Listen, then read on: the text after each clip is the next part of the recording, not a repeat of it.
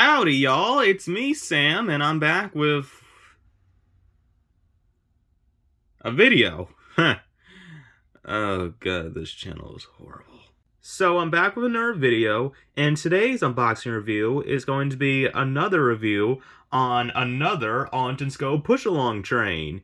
And this one I've been anxious to get for, like, a long time, ever since it was revealed. And that is the push-along Gordon. Big G. You do not know how long I've been wanting to get this. Like, despite Gordon's model being, like, not as detailed as, like, the other characters, like, even James, since he at least had painted buffers, at least at the front, Gordon, in my eyes at least, is, like, the best, push-along model, at least in the All Legends Go range. And that's why I've been wanting to get him for so long. I couldn't find him at any of my stores, despite the fact that he's been popping up in places around the United States in like the past month. But I couldn't find him where I was at, so my only result was buying him online, and thankfully I found him for a cheap price on eBay. However, it took a few months, no, not months, a few weeks to get here because it was imported from the UK. But hey, at least it was cheap. Alright now, I'm gonna stop wasting time and get Big Daddy Gordon out of the packaging.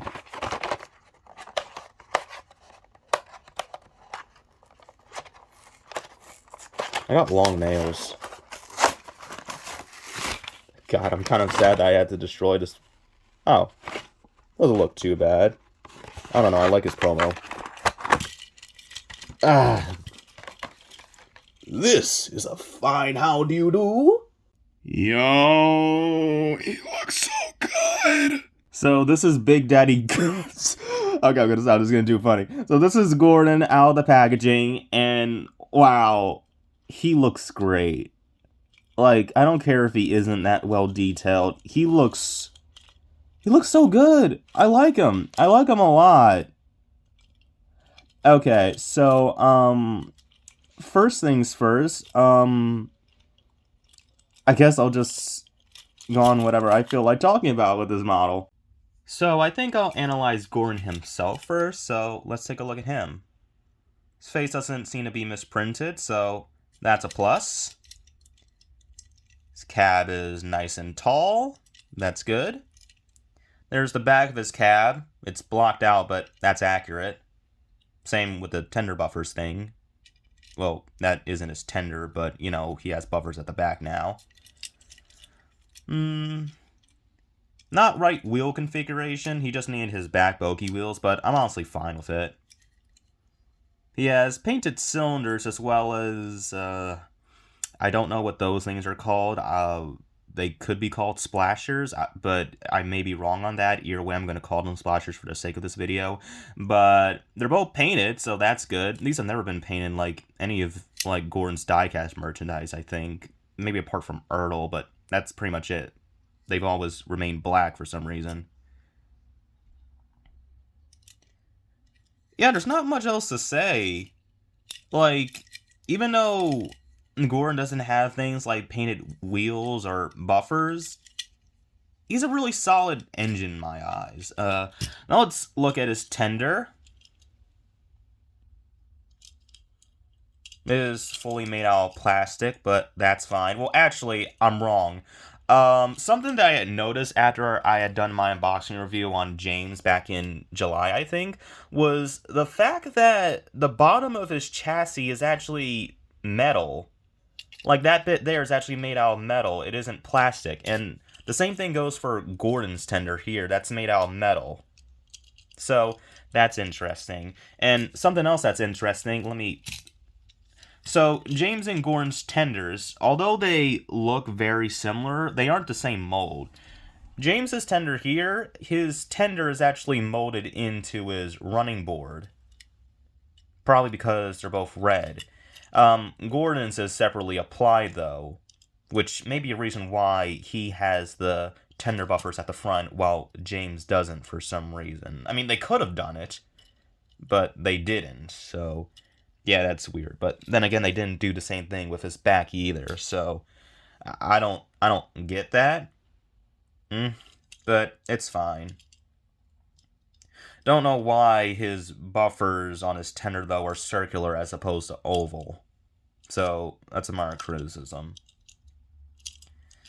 But, other than that, Gordon is a really solid model, and my favorite in this range, despite him not being as accurate compared to, like, the other characters. Like, Thomas, Percy, and James, they all have red running boards in the show, but Gordon, for some reason, Gordon was one of the only characters to keep his gray running board, even though, for some reason, they only left the front half gray. That's kind of confusing.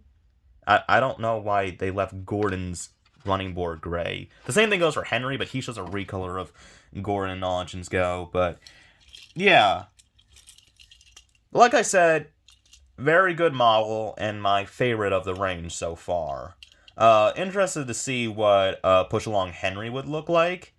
Well, that is if he ever speaks in Season 2. If he does, then they'll make a toy of him and Push Along. Or Motorized, considering that Annie and Clarabelle still have yet to get Push Along models, despite the fact that they spoke quite a bit in Season 1. They have motorized models. So, yeah, waiting for them to get Push Along models. Same thing goes for Turtles and Trucks. But this is about Gordon. Yeah. I can't remember if I ever rated Thomas, Percy, and James. Let's say I did. Gordon, 9.5 out of 10. So, yeah, like I did with the rest of these guys, I'm gonna customize Gordon. I'll give him painted buffers. I'll paint those bits on his wheel silver. I don't plan on painting the front of his wheel silver, though, or sides. And I'm going to be painting the front half of his footplate gray. And, of course, give him the headlamp. And that'll pretty much be about it. So, expect... Okay, maybe not a custom review. Maybe at least a photo of the final production. Or, finalized custom, sorry. Yeah, I think that's it. So, hope you guys enjoyed this review. You know, I've been waiting for Gordon for a while, and I have a small quickie video planned for him, as well as All Engines Go Thomas, so, expect that once I have Gordon customized. And I'll see you guys next time.